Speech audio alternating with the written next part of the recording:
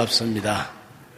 소문만 들었던 엘파소 와서 여기 여러 교회 우리 성도님들을 한 번에 이렇게 만나 뵙게 돼서 너무나도 반갑습니다.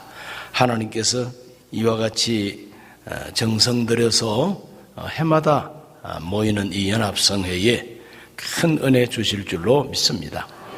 우리 회장 목사님께 들어보니까 이 연합성회를 시작한 지가 20년도 훨씬 전부터 계속되어 왔다고 하니 하나님께서 큰 복을 내리실 줄로 믿습니다.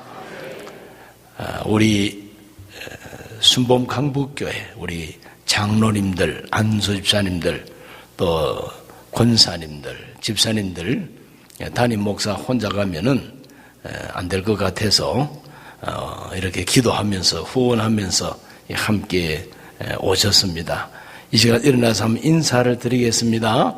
우리 강북교회 성도님들 다 일어서시고 오늘 모자도 좋은 선물 받았는데 모자 한번 쓰십시오.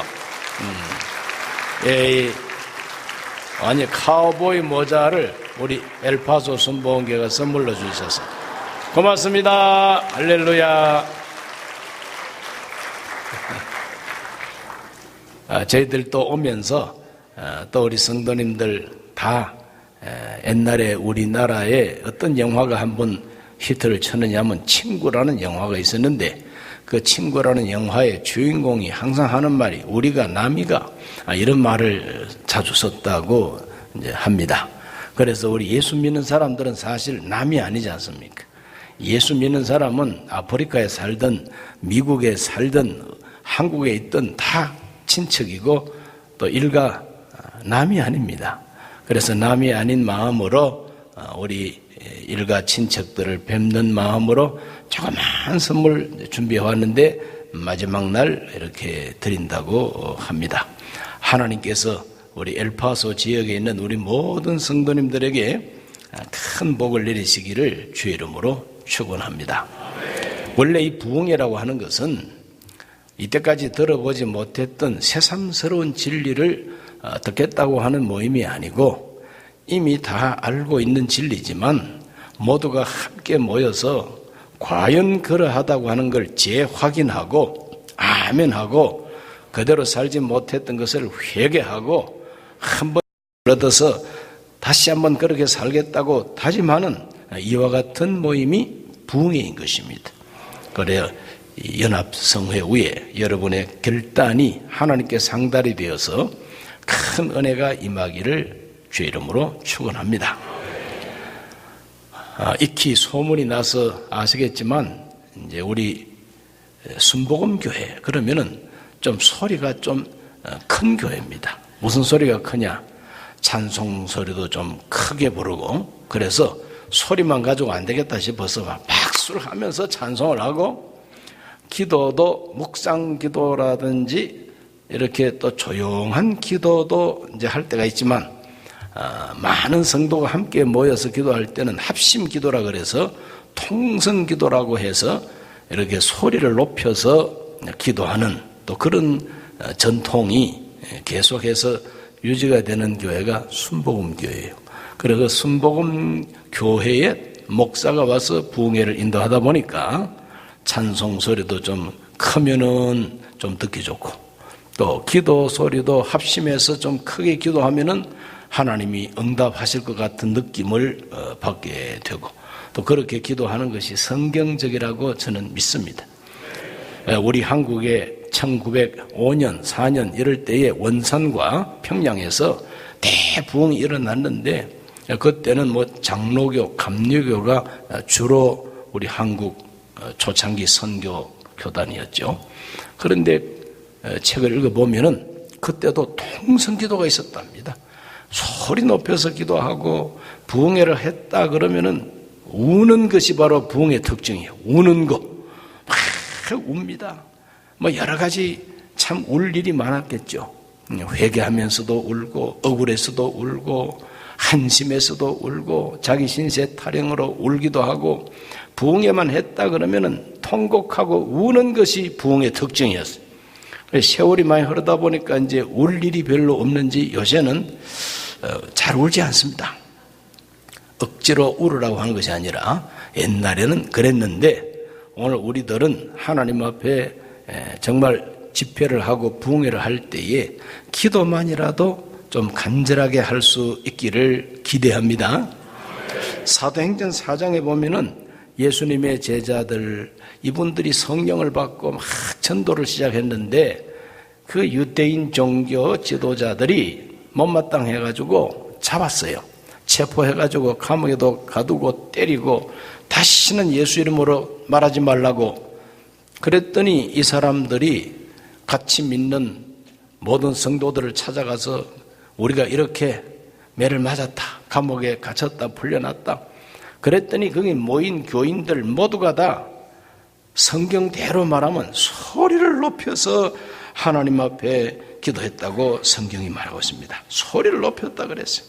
막 소리 높여서 한 마음으로 소리를 높여서 기도를 하고 담대히 하나님 말씀 전하게 해 주소서 하고 기도했더니 모인 곳이 막 진동을 하고 성령이 임하고 담대히 말씀을 전도하고 자기 것을 내놓고 서로가 도와주는 이런 부흥의 운동이 일어났다고 사도행전 4장에 기록하고 있습니다. 그러다 보니까 기독교 최초의 그 모습은 이렇게 합심해서 소리를 높여 대주제여 이렇게 대주제여 하는 것이 요즘 말로는 주여가 됩니다.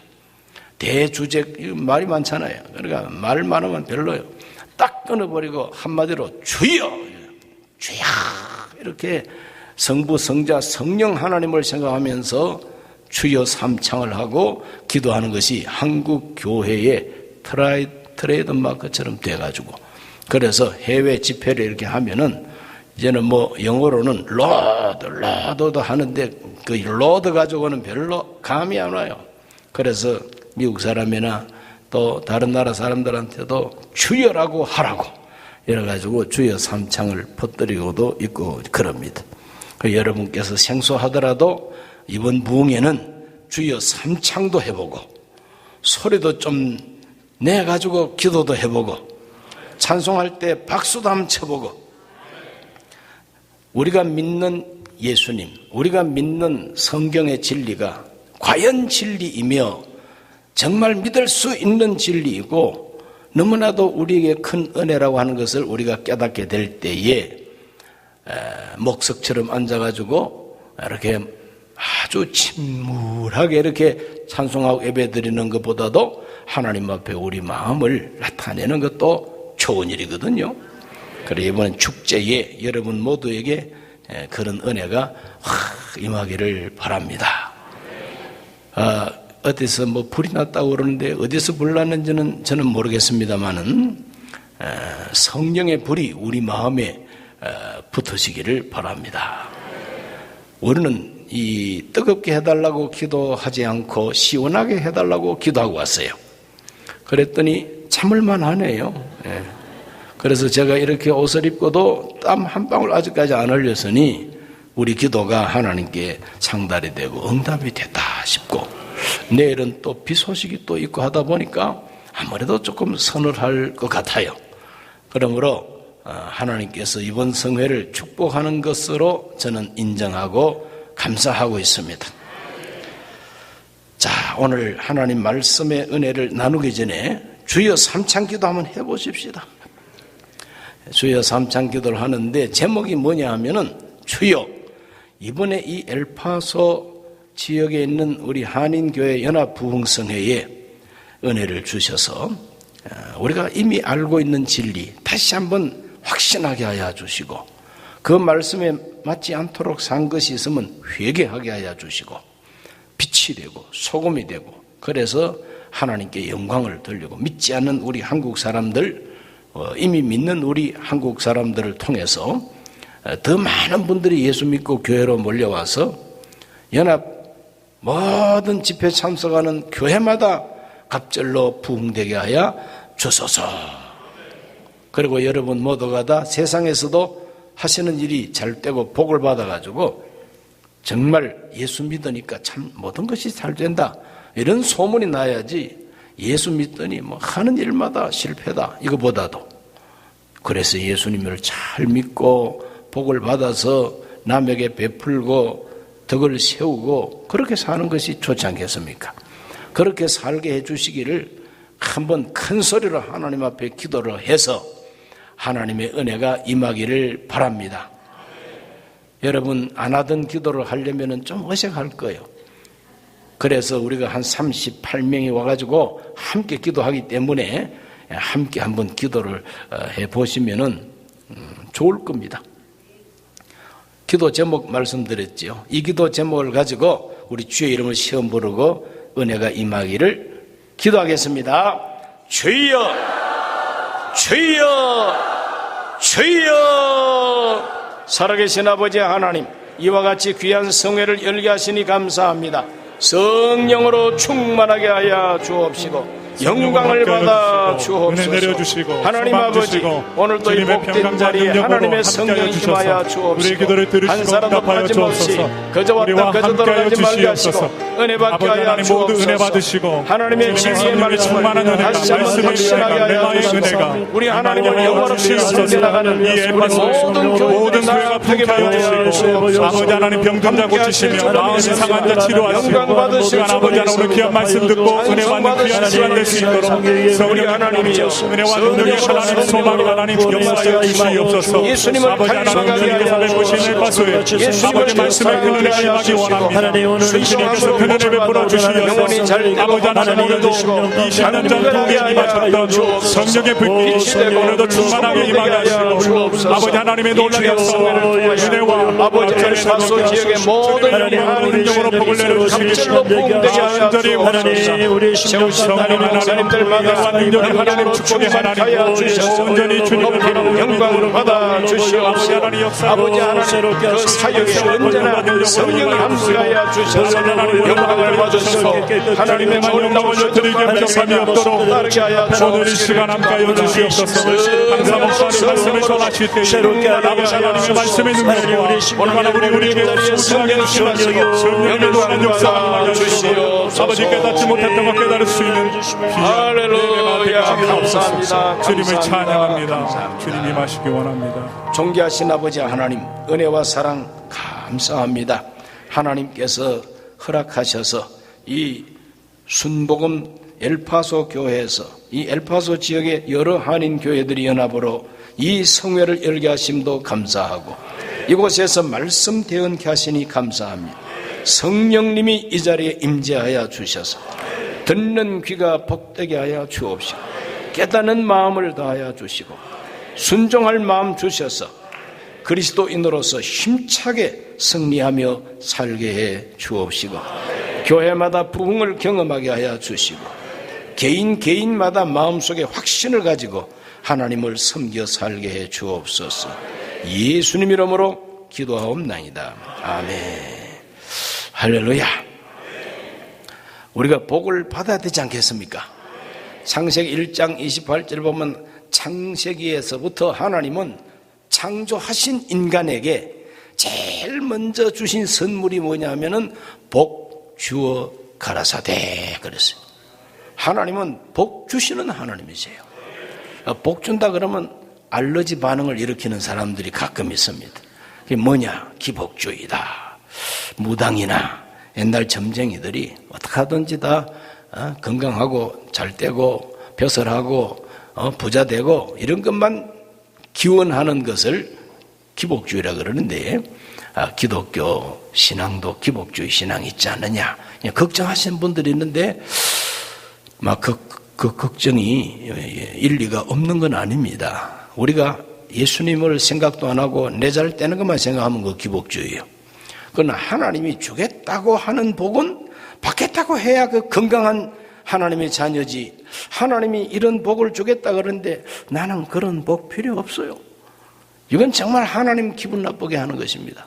그러므로 성경에 하나님이 이렇게 하면 이렇게 복 주겠다 그러면 아멘 하고 그 복을 주시옵소서. 내가 그렇게 살겠나이다. 이거는 건강한 크리스찬인 거죠. 그렇지 않겠습니까? 집에서 자식들을 키우는 부모들 입장에서 이렇게 해주겠다 저렇게 해주겠다고 약속을 해도 그냥 얼굴 인상 쫙 쓰면서 내가 뭐 그런 걸 원하는 사람인 줄 알아? 이러면서 토라져 앉아 있으면은 부모 마음이 유쾌하지 않습니다. 하나님이 주겠다 그러면 주시옵소서 그래야 되고, 그렇지 않습니까? 하나님이 창세기 1장 28절에서부터 복 주어 가라사대 그랬으니까 가라사대 하신 대로 나에게 복을 주시옵소서. 생육하고 번성하라. 그러므로 우리 모두는 육체적으로도 자식 많이 낳고 생육번성해야 되겠지만 우리 사업도 내 인생도 번성해야 됩니다. 그래서 다스려야 되고 정복해야 되고, 그거 막 짓누르고 짓밟으라고 하는 것이 아니라 잘 다스려가지고 더 아름답게, 더 질서 있게, 더 하나님께 영광이 되도록 하라 이 말이죠. 그러므로 그와 같은 범사의 복이 엘파소에 있는 모든 우리 그리스도인들에게 임하기를 예수님의 이름으로 축복합니다. 우리 예수님께서는 산상설교를 마치실 때에 이런 말씀했습니다. 사람이 집을 짓는데 반석 위에다가 집을 지으면은 비가 오고 창수가 터지고 바람 불어도 안 쓰러진다 그랬어요. 무너지지 않는다 그랬어요. 그러나 모래 위에 집을 세우면은 비가 오고 바람 불고 창수가 터지면은 무너진다 그랬어요. 아주 심하게 무너진다 그랬어요.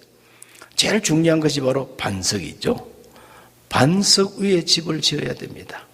뭐 초라한 집이라도 무너지지 않아야 되죠. 아무리 좋은 재료를 가지고 대리석 가지고 좋은 인테리어를 해서 집을 지어도 무너지는 집은 재미없습니다. 오늘 저와 여러분의 인생이 집을 짓는 일이라면은 우리의 인생이 무너지지 않는 인생이 되어야 될 줄로 믿습니다. 오늘 읽은 이 본문의 말씀 보면 예수님이 하루는 제자들에게 사람들이 나를 누구라 하느냐? 예, 선생님을 선지자 중에 한 분이라고, 에레미야 선지자 같다고, 엘리야 같다고 합니다. 우리 예수님은 그 대답에 전혀 만족하지 아니하시고, 그러면 너희들은 나를 누구라 하느냐? 내 제자된 너희들은 나를 누구라 하느냐? 그럴 때에 베드로가 대표로 예수님께 고백합니다. 주는 그리스도시요 살아계신 하나님 아들이십니다. 그랬더니 우리 예수님이 그제서야 기분 좋으셨습니다. 네가 복이 있다. 이러면서 내가 이 반석 위에 내 교회를 세울 것이다. 음부의 권세가 이기지 못할 것이다. 땅에서 매면 하늘에서도 매이고 땅에서 풀면 하늘에서도 풀릴 것이다 하고 엄청난 그러한 축복의 말씀을 주신 것이 여기 기록되어 있어요. 제일 중요한 것이 뭐냐?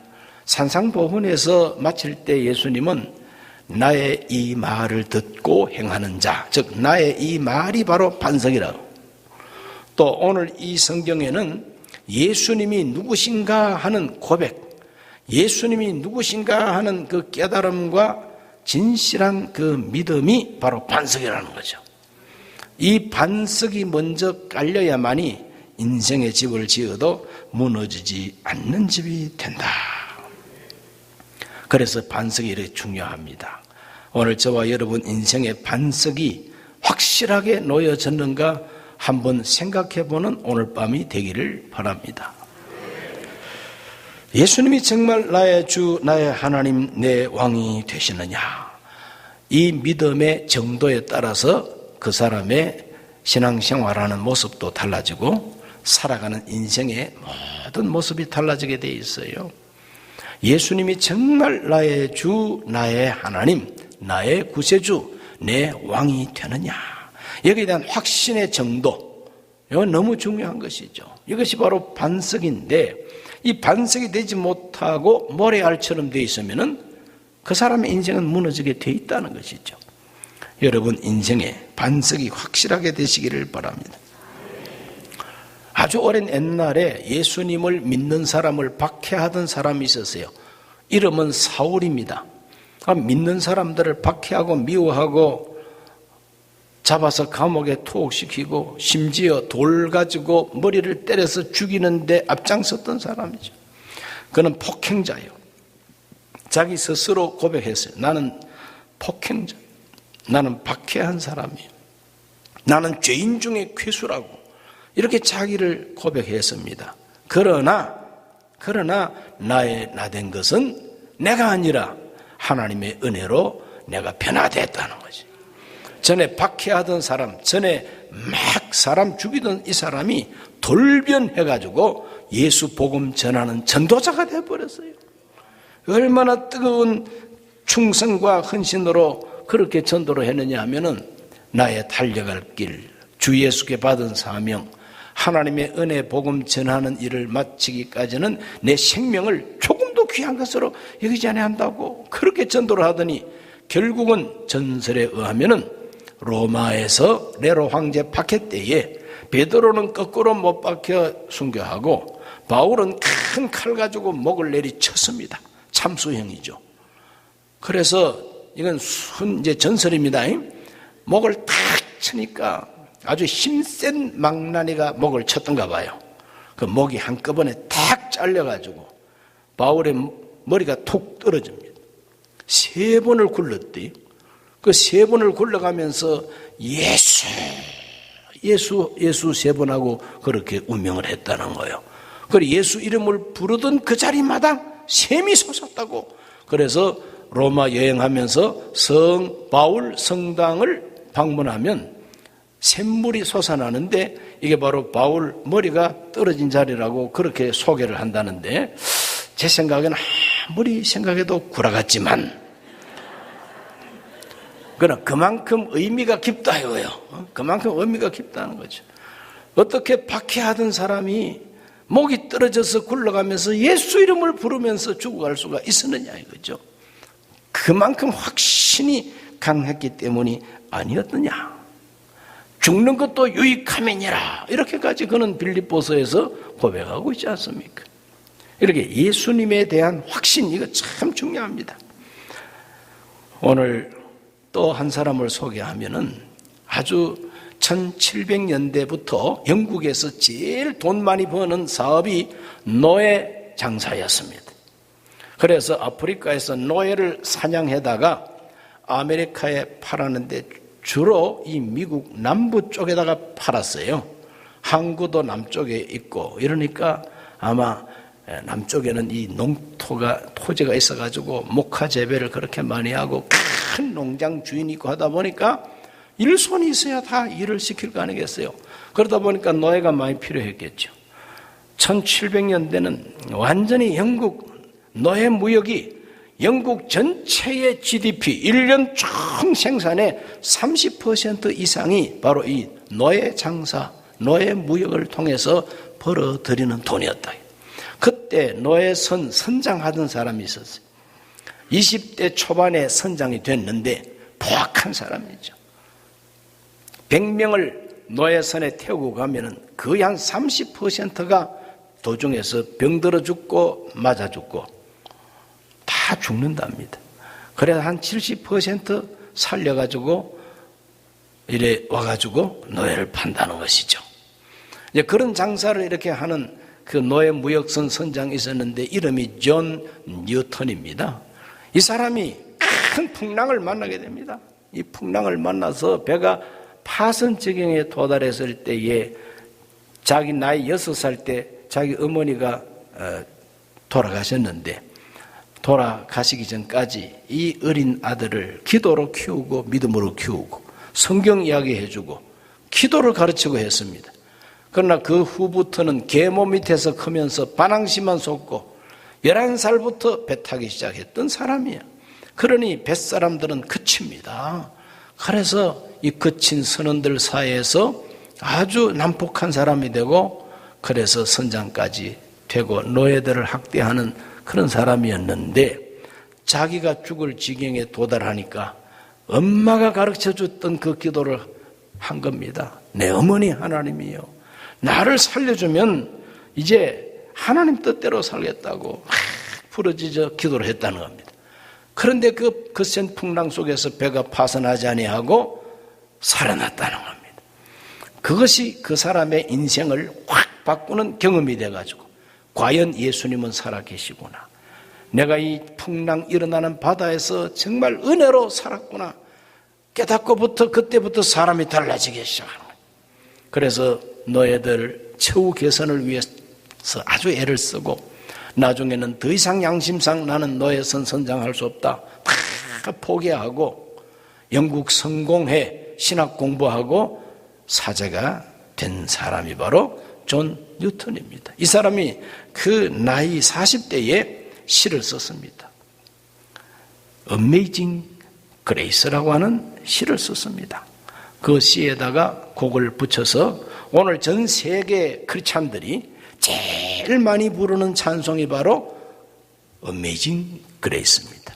참 은혜로운 찬송이죠. 나 같은 죄인 살리신 주 은혜 놀라워 놀랍고 놀라운 하나님의 은혜. 그 찬송이 얼마나 사람들의 심정을 정말 감동시켰는지 제가 이렇게 조금 찾아보니까 미국 동남쪽에 체로키라고 하는 인디언들이 큰 부족을 이루고 살았는데 백인들이 쫓아내고 오클라호마 주로 이주를 시켰다는 거죠. 그 이주시킬 때에 인디언들 15,000명이 쫙 이렇게 행렬을 이루어서 오클라호마 주로 지정된 곳으로 이주를 이제 합니다. 가다가 죽고 4,000명이나 죽었다. 그런데 이 사람들이 가면서 불렀던 노래가 바로 이 Amazing Grace를 부르면서 옮겨갔다는 거죠. 그래서 그 체로키 네이션이라고 하는 오클라호마주의 체로키 네이션이라는 자기들의 국가가 있다고 그래요. 인디언 국가가 있다. 그 인디언 나라에 우리나라 애국가처럼 체로키 네이션의 애국가는 나 같은 죄인 살리신 주 은혜 놀라와 Amazing Grace가 바로 자기들의 애국가가 됐다고 하는 것인데 미국에 살고 계신 여러분은 그걸 아셨는지 잘 알고 계시겠죠. 이렇게 정말 감동적인 찬송가를 남겼고 이 목사님은 영국 성공의 사제인데 이 목사님은 목사 되고 난 다음에도 끊임없이 어떻게 하면 저 노예들의 신분을 자유로운 신분으로 바꿀 수 있을까? 그걸 위해서 기도하면서 자기는 성직자라서 맨 앞장은 못 서고 정치인들 가운데 누가 노예 해방을 위해서 일할 수가 있을까를 찾았는데 윌리엄 윌버포스라고 하는 영국의 참 국회의원을 만났어요. 그 윌버포스라고 하는 또 이 국회의원은 어떤 사람이냐? 그냥 태어날 때부터 부잣집 아들로 태어나고 큰아버지 재산까지 다 유산으로 받아가지고 대단한 부자, 상류층 사교계에 아주 뜨는 젊은이였어요. 그냥 향락에 빠진 사람, 방탕에 젖은 국회의원. 그런데 이 사람이 어느 날 21살 때 저 유럽을 이렇게 여행을 하는 중에 자기 나이 많은 정말 선배요 선생님을 만나가지고 그분하고 토론을 하고 신앙적인 토론을 하다가 내가 껍데기만 기독교인이지 속은 전혀 아니로구나 하는 것을 반성하게 되는 것입니다. 그래서 그는 양심이 다시 되살아나서 내가 이러한 생활을 더 이상 할 수 없지 않느냐, 정말 진실한 크리스찬이 내가 돼야 되지 않느냐, 이와 같은 그 회심의 체험이 그에게 다가오게 된 겁니다.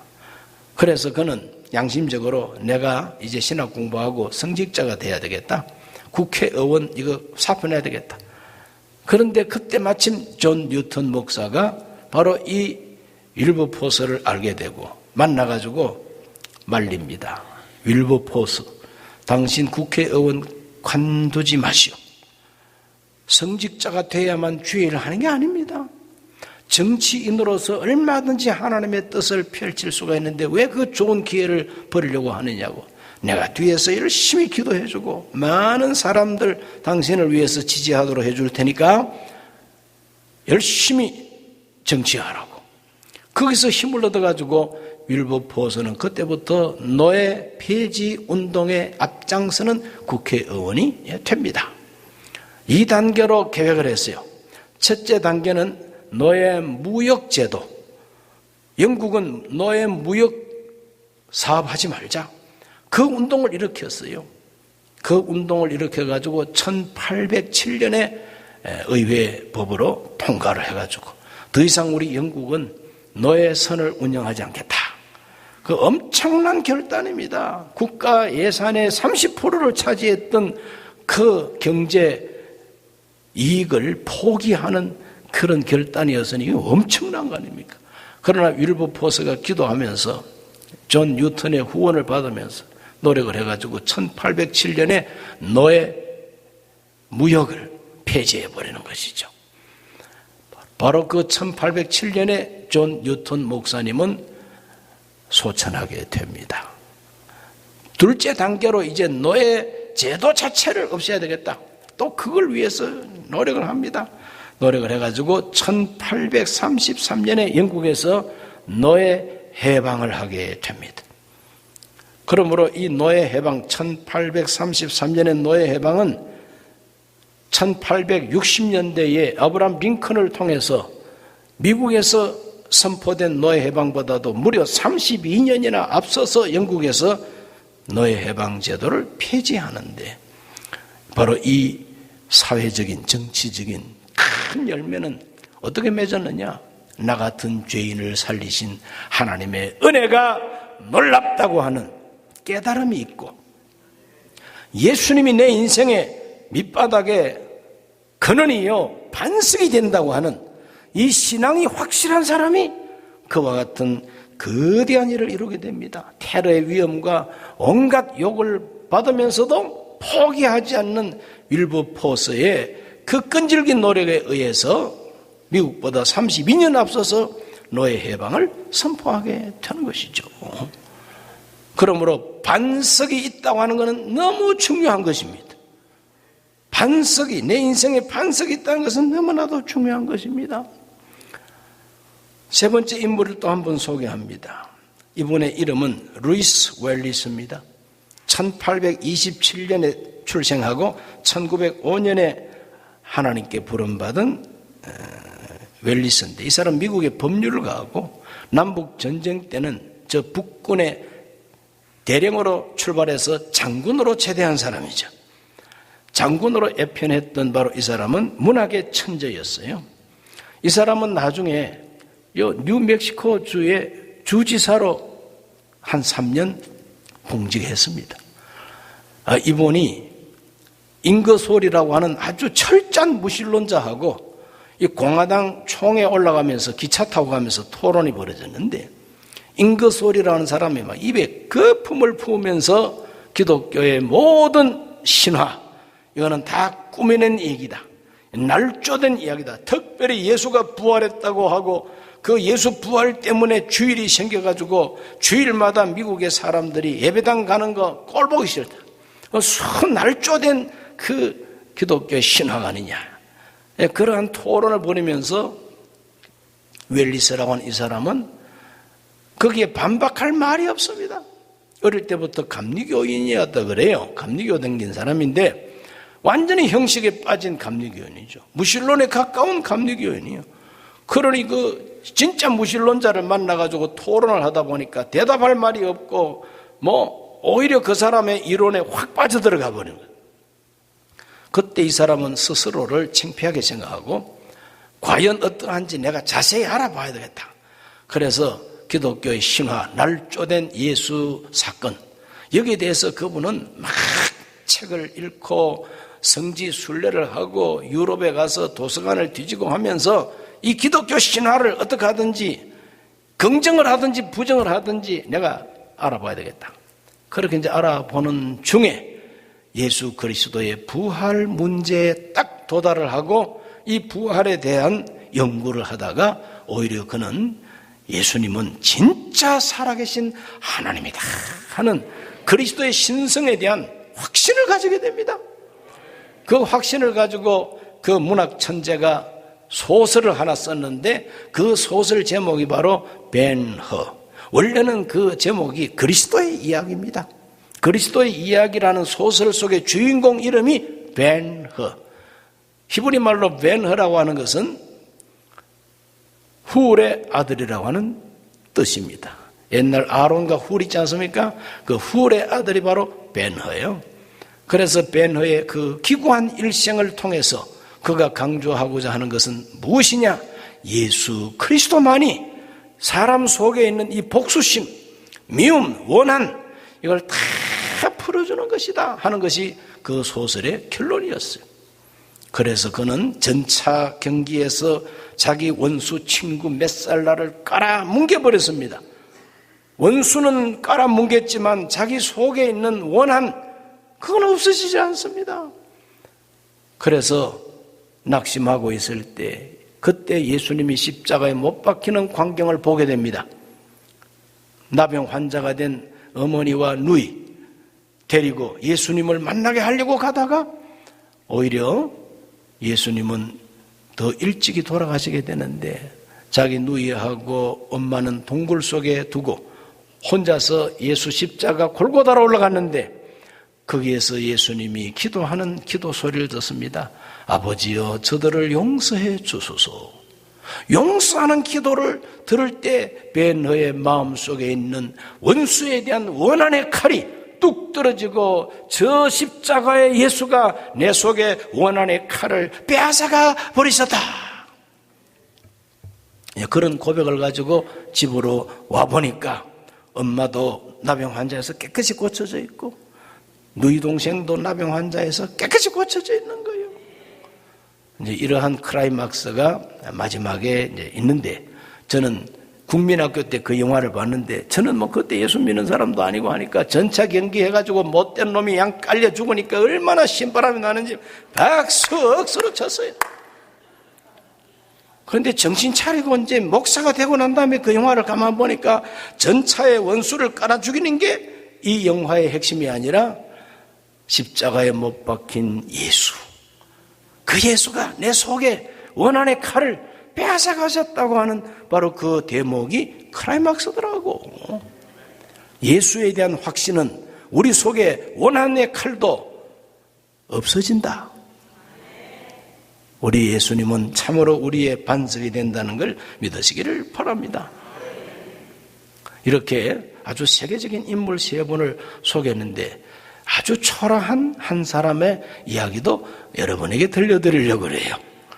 그 초라한 사람의 고향은 경상북도 청도군 매전면 지전동 부채골 2구, 번지수는 999번지였습니다. 꼭 은하철도 999 같죠? 그 시골 깡촌에서 살았던 이 어린 아이는 어릴 때 이름이, 집에서 부르는 이름이 판수입니다. 왜 판수냐? 팔았다고 판수예요. 누구한테 팔았냐? 무당한테 팔았어요. 왜 팔았느냐? 시골의 속설에 의하면은 어릴 때 무당이나 이런 데 팔면은 아주 목숨이 길다고, 그러면서 나를 팔았대요. 그래, 나를 팔았다는 무당이 저 밑에 살고 있는데, 그래서 저는 우리 엄마도 엄마지만 나를 저 집에 팔았다니까 관심을 가지고 다리 난간에서 그 집을 물끄러미 쳐다보고 있으면 나를 샀다고 하는 그 무당 아주머니가 여름 되면 마당에 솥단지를 걸고 수제비를 뜨고 국수 끓이고 하는 걸 내다보니까 팔아도 부잣집에 팔지 왜 저런 데 나를 팔아가지고, 그래가지고 침을 탁탁 뱉으면서 나는 안 팔렸다, 나는 안 팔렸다, 이렇게 이제 했던 시절이 이제 있었습니다. 그래, 그 어린 소녀는 이제 좀 읍내로 이사를 가게 되고 고등학교를 다니면서 인생의 허물을 느끼고, 이렇게 살아서 뭘 하겠느냐, 아무 희망도 없고 가능성도 없고 차라리 죽어버리는 게 상책이 아니냐, 그런 생각을 하고 사춘기를 험악하게 보낼 때에 남녀 공학이었는데, 그 같은 학교에 여학생 하나가 무슨 고통과 고민이 있었든지 통일호가 그때는 제일 세게 달리는 기차였어요. 그 세게 달리는 그 기차에 뛰어들어서 자살을 하게 돼요. 시체의 형태를 말아볼 수 없도록 깨졌다고 뭐 듣긴 들었는데 보지는 못했어요. 그런 일도 있었어요. 그래서 우리 학급 아이들이 그 아무개 걔 죽을 때 되게 아팠겠다, 그지? 통일하고 박치게 했으니까. 나는 죽겠다가 죽는 게 상책이 아니냐 생각을 했는데 그 죽는 걸 여러 가지로 생각해 봤어요. 일본 사람처럼 칼을 왼쪽에서 꽂아서 오른쪽으로 당기면은 죽는다 그러는데 얼마나 따가울까. 죽는 것도 억울한데 왜 그렇게 따갑게 죽어? 절벽에서 뛰어내리면 머리부터 떨어진다고 그러는데 머리 깨지면 죽지. 얼마나 아프겠습니까? 상상을 해보세요. 머리부터 바위에 떨어지면 얼마나 아프겠어요? 죽는 것도 억울한데 왜 아프게 죽어? 물에 빠져 죽는 수가 있다는데 물에 빠지면 죽을 때까지 얼마나 숨이 막혀가지고 막 물 마시고 배가 이만큼 나오고, 아유 그렇게는 죽을 수 없지. 목매가 죽는다 그러더라. 요즘 뭐 가끔 목매 죽는 사람 있지 않습니까? 투신도 있지만 목매 죽으면 혀가 쑥 빠진다 그러던데, 죽는 것도 억울한데 어떻게 흉측하게 혀가 쑥 빠져 죽어? 그럼 제일 깨끗하게 죽는 법은 없을까? 누가 하는 말이 청산가리 털어 마시면은 금 그러더라. 어디 가면 구하니? 자전거포에 녹을 따가내는데 그거 있대. 자전거포에 가서 아저씨 청산가리 있습니까? 그랬더니 그 자전거 주인이 막 욕을 하면서 청산가리를 구한다고 막 욕을 해들. 우리 청산가리가 뭔지 왜 저렇게 욕을 하나? 알고 봤더니 이게 극약이라 그러는데, 그걸 제일 많이 잘 사용했던 인간들이 북한 인간들이라고 그러더라고. 또 그렇게 험악한 사춘기를 보내면서 나중에는 죽는 것보다도 하나님이 있는지 없는지 알아보고 결단하는 게 중요하지 않겠냐. 그럼 하나님이 계신 것을 알아보려면 어떻게 되느냐? 뭐 학교에서는 하나님에 대한 공부를 안 하니까 하나님에 대해서 말하는 것은 종교다. 그럼 종교라 그러면은 한국에서는 불교가 제일 먼저 떠오르고, 불교 다음에는 유교 제사 지내야 되니까 유교 다음에 서양 종교 기독교, 그 다음에는 뭐 산신령 섬기는 뭐 무당 점쟁이 이런 것들 이제 떠올라 보니까, 무당 점쟁이는 내가 벌써 내던져 버렸고, 그러면은 불교 쪽을 알아보자. 그래 불경 부처님 말씀 사서 읽어봤는데, 거기 읽어보니까 아이고 그 부처님 말씀이 참 좋은 말씀은 많은데 나중에 어떤 결론이 오느냐. 나도 부처 될 뻔했다. 내 양심 속에 부처님 저 하시는 말씀이 내가 불경을 읽기 전에도 내가 저렇게 나도 생각했다. 이런 생각이 이제 드는 거죠. 제끼고. 그 다음에는 유교. 공자님이 뭐라고 말씀했냐? 명심보감. 노노. 뭐 전체를 다 읽고 연구는 안 했지만 조금 맛을 봤는데, 아이고 그걸 보니까 역시 나도 공자 될 뻔 했구나. 왜? 공자님 말씀이 내 양심 속에 다 있으니까. 그런데 이제 공자님도 아무래도 하나님 아닌 것 같아. 그 다음에는 이제 남은 거라고는 기독교밖에 없어. 목사 아들한테 성경책 하나 좀 빌려달라고 그러니까 안 준다고 그래요. 우리 아버지는 아무한테나 성경 주지 말라 그랬다. 집사 아들한테 빌려달라니까 쪽복음 5개를 주었어요. 마태, 마가, 누가, 요한복음하고 구약의 잠언서 이렇게 5 단편 성경을 주었어요. 그걸 쫙 읽어보는데 잠언서 읽어보니까 꼭 명심보감 비슷하고, 그런데 명심보감 비슷하긴 한데 하나 틀리는 게 뭐냐 하면은, 명심보감에서는 하늘천자를 많이 써요. 하늘천자. 순천자 흥하고 역천자 망한다. 그럼 하늘천이 뭐냐? 이게 하나님 세계래요. 그러나 하나님을 찾는데 뭐 하나님 세계가 있든 없든, 그런데 이 잠언서를 보니까 명심보감하고 비슷한데 한 가지 틀리는 게, 그게 여호와라는 말이 계속 나와요. 여호와라는 말이 계속 나와요. 나는 그때 여호와라는 말이 무슨 말인지를 몰라가지고 목사 아들한테 여호와가 뭐냐 했더니 아주 불쌍하게 생각하는 눈으로 바라보면서, 이 자식아 아직까지 여호와도 모르느냐? 하나님이 여호와다. 그 친구는 나를 약간 깔보고 말을 했지만 나는 그게 복음으로 들렸어요. 뭐라고? 하나님이라고? 그렇다 보면은 성경에는 하나님 투성이네. 하나님 투성이에요. 신약 성경 읽어봅니다. 신약 성경 읽어보면서 느낀 점이 뭐냐? 아니, 예수님 가르친 말씀 가운데 마음에 드는 말씀도 있지만은 도무지 이해가 되지 않는 말씀이 많아요. 나는 인생이 참 너무 허무해서 어떻게 살아야 진리인가, 그걸 연구를 해보고 싶은데 예수는 내가 바로 길이요 진리요 생명이니 나로 말미암지 않고는 아버지께로 올 자가 없다는 거죠. 이야, 장담을 하고 계시네. 죽으면 어떻게 될까? 참 목매 죽으려니까 혀 빠진다 그러지, 물에 빠져 죽으려니까 배부르고 답답하고, 투신 자살하려니까 머리 깨지는 아픔, 칼로 배를 가르려니까 너무 따가울 것 같고, 그런데 예수님은 뭐라고 말이야? 나는 부활이요 생명이니 나를 믿는 자는 영원히 산대. 도무지 나는 흉내를 낼 수 없는 말씀을 하신다. 나를 따르는 자는 어둠에 다니지 아니하리라. 나를 믿는 자는 영원히 죽지 아니하리라. 이상한 그 예수님 말씀에 딱 부딪혀가지고 이것은 내 양심에 없는 말씀 아니냐. 도대체 예수가 누구길래 이런 호언장담을 하고 있을까? 그걸 깊이 생각하다가 연세대학 국문학과를 나온 선생님을 찾아가서, 선생님이 성경 읽으니까요, 예수님 말씀이 아주 희한합니다. 자기가 제일이래요. 예수님 말씀 자기가 하나님처럼 그렇게 말하는데요.